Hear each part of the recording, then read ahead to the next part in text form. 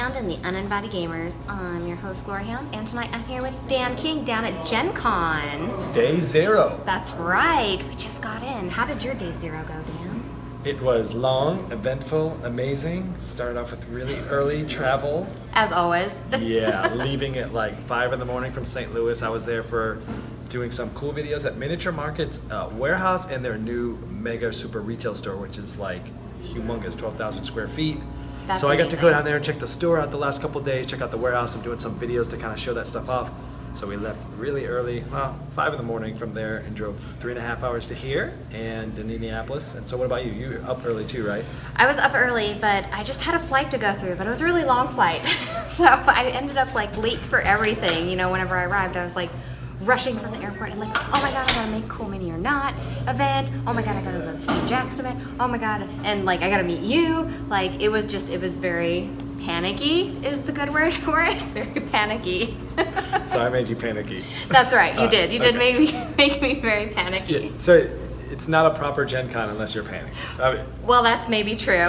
That's maybe true. from day 0. Your day 0, if you're not totally like stressed out, panicked, like you're not having a good time at Gen Con. Yeah, we're calling it day 0 because today is Wednesday and the convention doesn't officially start till tomorrow. So today all the publishers were setting up in the convention hall all day long. They were getting all set up and I was running around because I could get in with a press badge and I could get in during setup and go off and try to get as many review copies that I had on my list as possible, because when the public's in there it's really hard to move around, and so this time I could roll around with a humongous suitcase and put games in, and it's like the best time to do that is always the day before it starts. So that's why it's day 0. I can just picture you in there, like rolling around your suitcase. You're like, just put it in, Yeah, just put it in. That's how it worked. It was really funny. And I always get made fun of it. Everyone's like, first they make fun of me, then they're like, oh, that's a really good idea. Yeah. And these are the people that carry games all around. They're like, it's like Right? so far, but no, it works. You don't have to carry I've got a anything. system. I've got a system. That's great.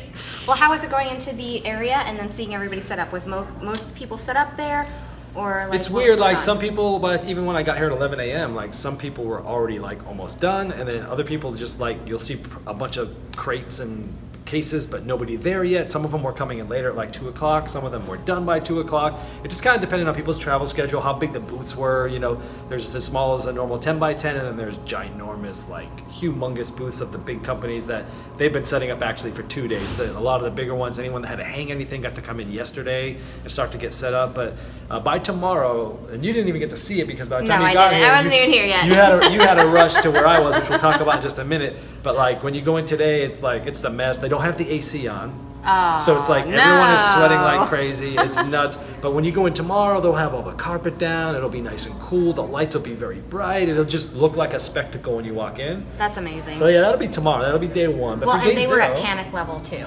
Yeah. Yeah, they were Yeah. super. Everybody's at panic level today, guys. Okay. Yeah. So one of the cool things, probably the coolest thing we did today, we did a couple of things.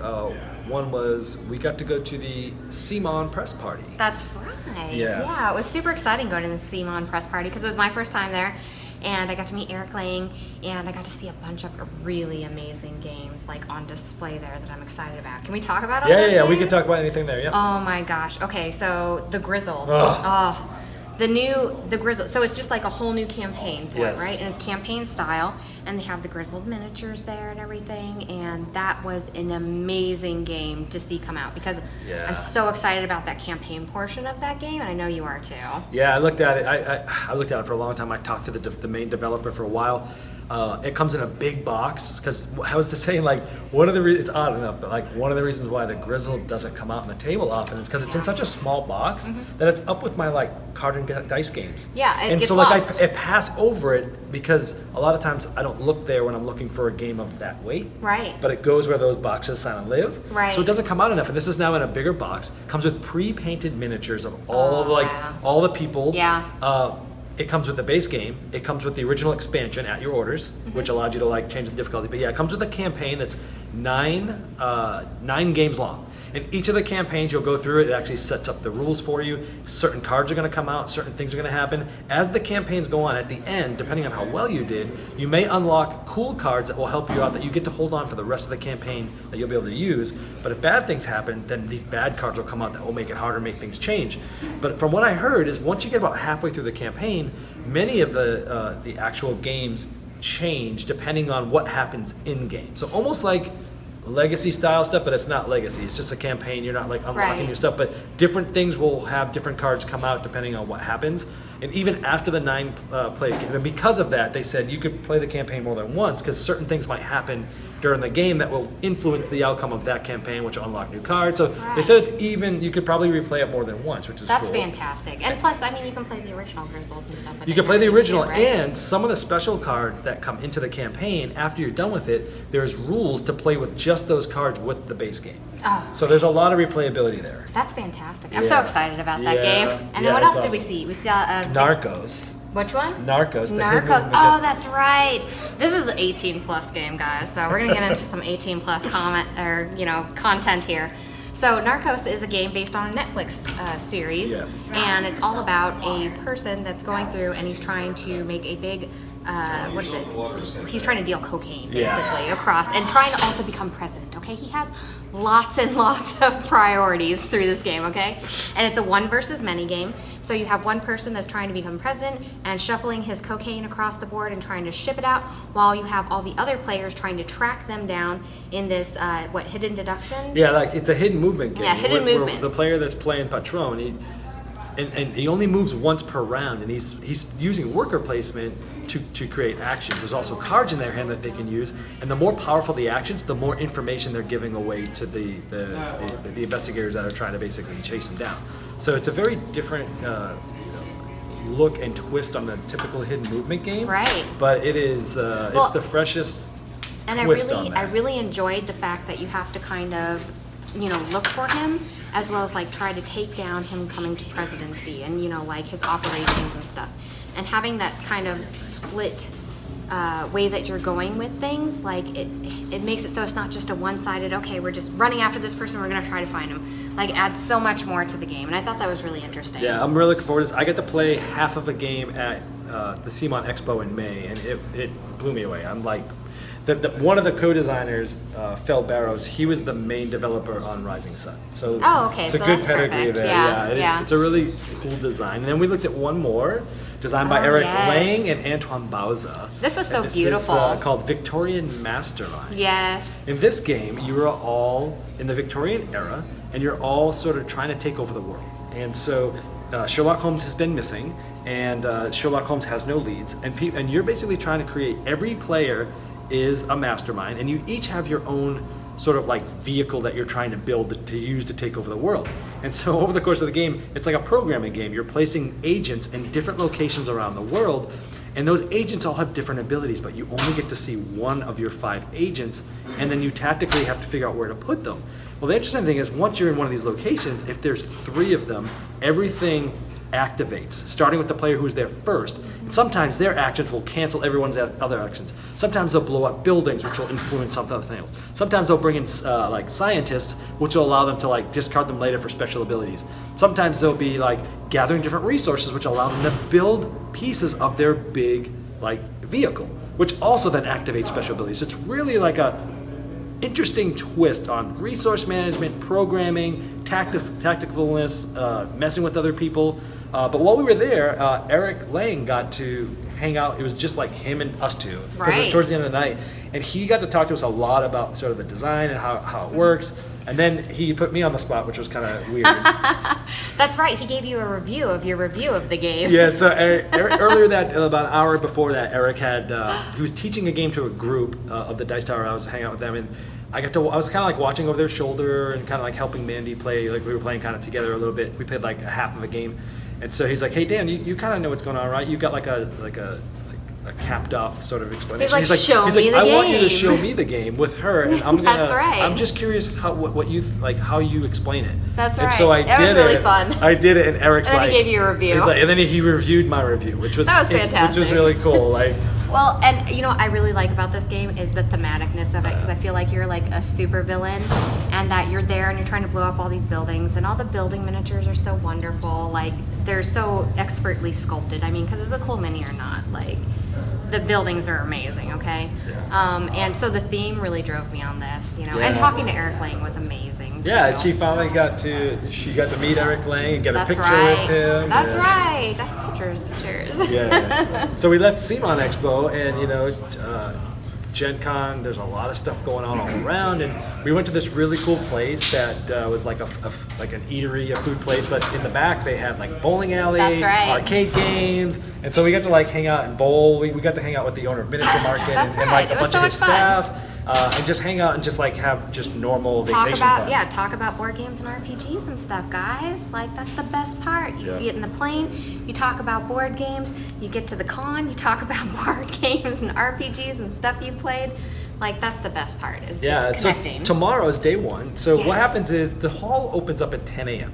And so what's going to happen is for the hours leading up to 10 a.m., people will be lining up. And by the time it gets close to 10, you will not be able to walk through that sea of crowd. And the doors will open, and the sea of people will start running for whatever game they want. They tell you not to run, so Oh my everyone gosh. walks really fast, but it's kind of like they're running. Fast walking. It's like the Geek walk. It's hilarious. But the hour before it opens at 9 o'clock, the VIGers go on, the very important gamers. I think they pay a lot of money to get a ticket to allow them to get in an hour early to buy the stuff that's about to sell out anyway. Well, they get to go at their leisurely time and walk gracefully along the floor instead of the quick walk. Yeah. And so what will you be doing before, so that the VIGers get at 9, and you have to report at? I have to report at 8:30, I think, in the morning at the Steve Jackson Games booth to be there and be awesome and show off games. It's going to be awesome. Yeah, so she's going to be working, and I'm going to be running around getting more of your you're very lucky, copies and- very lucky. I have to put in all the work here. Yeah, I'll be running around. I'll probably still walk 10 miles tomorrow. Absolutely, because this place is huge.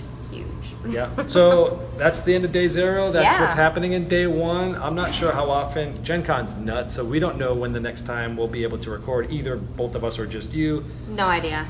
So But today we got it in. So there you go. There's day 0, and what's That's going right. to happen with day 1. Oh yeah. Well, we'll see. We'll have to tune in later. So have a good night, guys. Hello, welcome to day 1 of Gen Con. I'm here with Dan King. And Dan, I want to know what you did today. Like, super exciting. Everybody got let in the gates and was rushing throughout the halls. What happened? It was crazy. It was absolutely nuts. I got a video of everybody running through and them yelling the chant, "Do not run.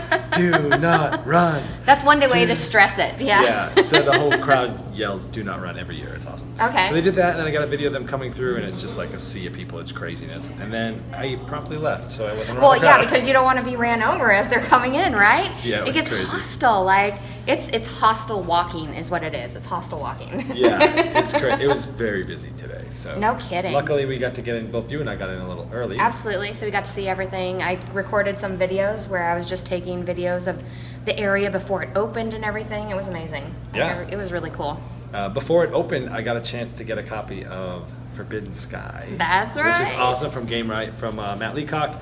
They are only doing like 100 copies a day, so unfortunately it's going to be hard to get. But Very hard to get, but I mean, it looks like an amazing oh my game. gosh, I didn't play it yet, but I opened it up. I started reading through the rules. I went through all the components. I prepped everything. And I was getting ready to play it. Like, it's all these like pieces with electrical components. Yeah. And then the ship, you pull the battery out, and it looks like you're going to be connecting different networks of things, and it's going to be like electrical currents going through. It looks, for an electrical engineer, I'm like That looks awesome, dying. And I was right? just getting ready to play. Oh, I that's was like so amazing. excited. I was just sitting down and ready to play. And a friend of mine called up and he's like, "Hey, I want to come down, but I don't like the Forbidden games." I'm like, "Oh man, okay." So we ended up playing something different. What? Yeah. That's terrible. Yeah, what we ended up playing was War Chest. Okay, well, that's excusable if you at least played another really good game. Yeah, War Chest is a very interesting abstract sort of strategy game by AEG. And so it comes in this big chest. I should have just brought it out. It's like right in the room. Right. It comes with this big chest, and there's 16 different like troops of war. So they have like a lancer, an archer, and all these different things. You only get 4 of them. And so each player has 4. It's kind of designed as a 2-player game, but you can play it with more. Right. So it's designed as a 2-player game, and it's a bag building game. So you have these really thick, think Splendor style poker chips.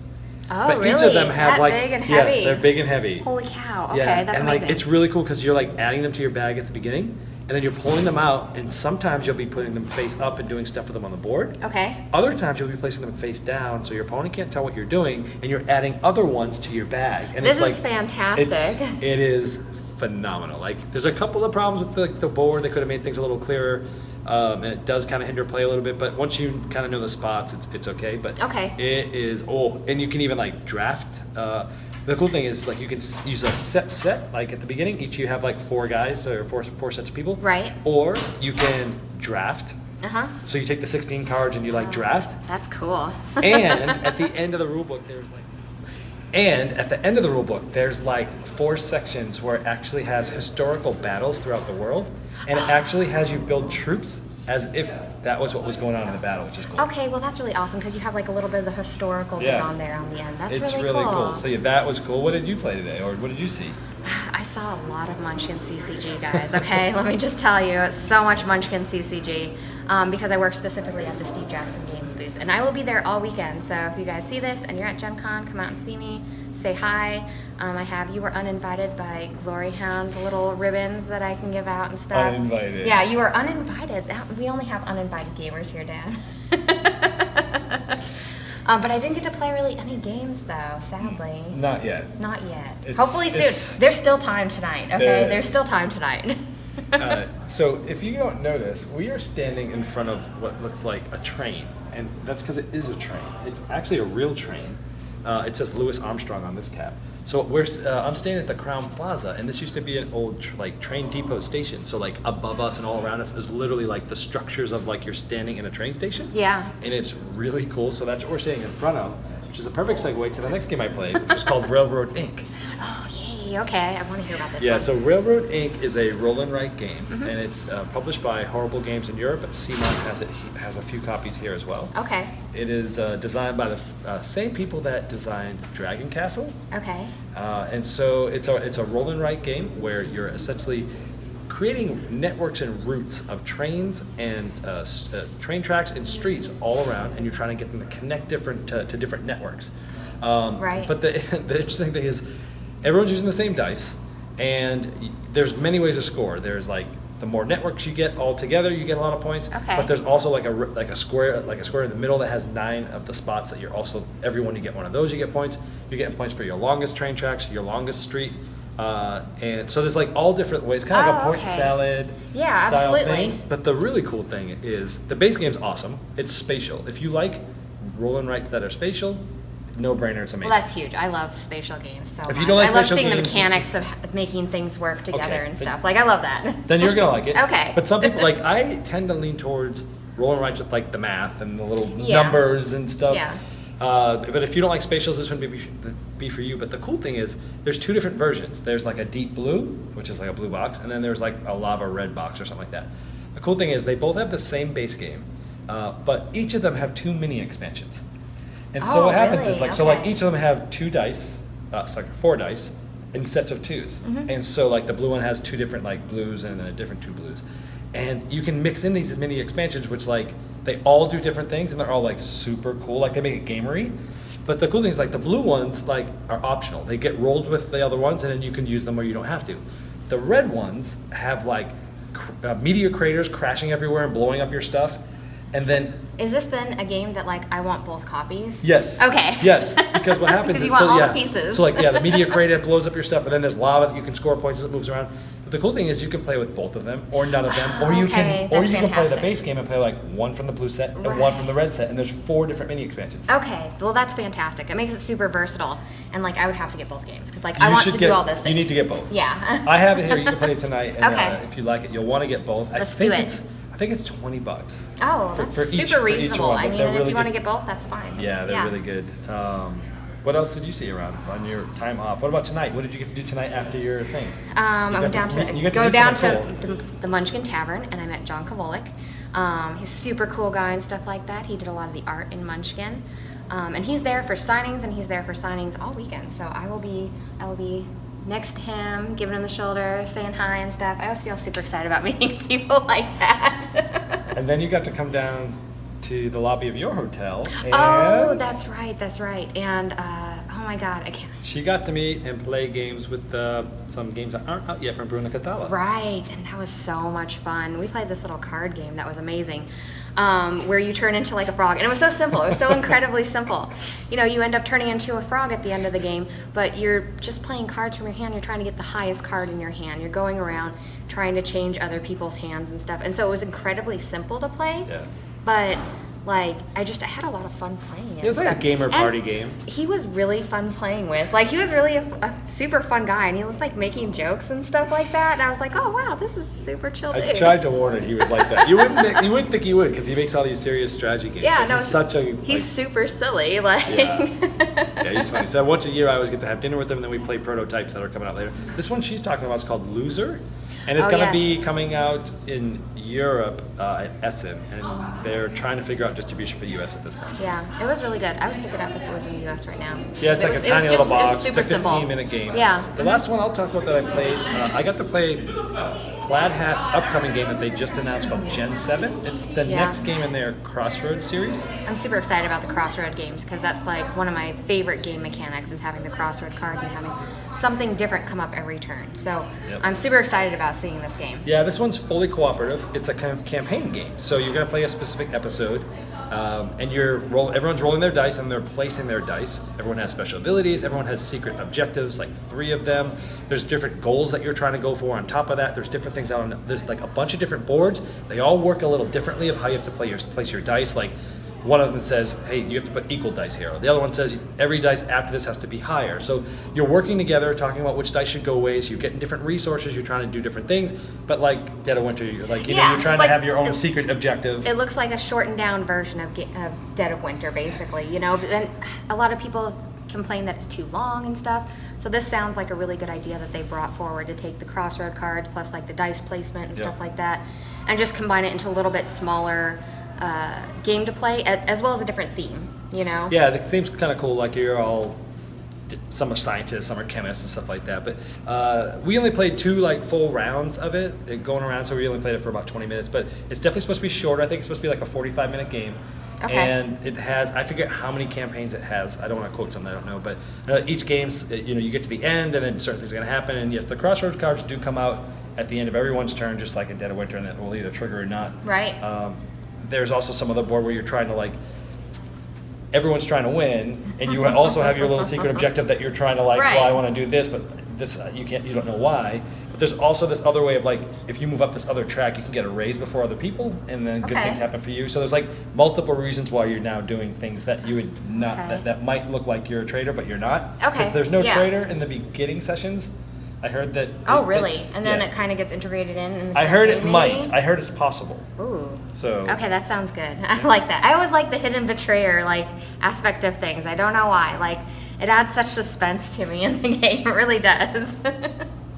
But is that all you played today? I mean, I played a couple other things. You're like, I played all the games. No, it's fine. I was actually. I did get a chance to play. Days of Wonder only puts out like 1 game a year, and they're putting out a 30 to 45-minute Euro game called The River, and it's done by Sebastian Panchon and I forget who else, but it's a very straightforward Euro game where it's worker placement, it's resource management, and you're trying to collect resources and complete goals. You can reserve the goals, and so yeah, it's basically worker placement, resource management. Pretty straightforward Euro game, but it was definitely good. Like, it was fun. Like, if you're looking for a shorter Euro game that feels like maybe you played a little bit longer game, but it's very streamlined and very good, like, it's one to check out, because Days of Wonder always does good stuff anyway. Yeah, and a lot of times when you get stuck in those Euro games, like, they do go on too long, so having a little bit shorter one is nice. Yeah, the one really cool twist in this one was everyone has their own player board, and one of the actions you could do is you could take tiles. Well, these tiles do different things.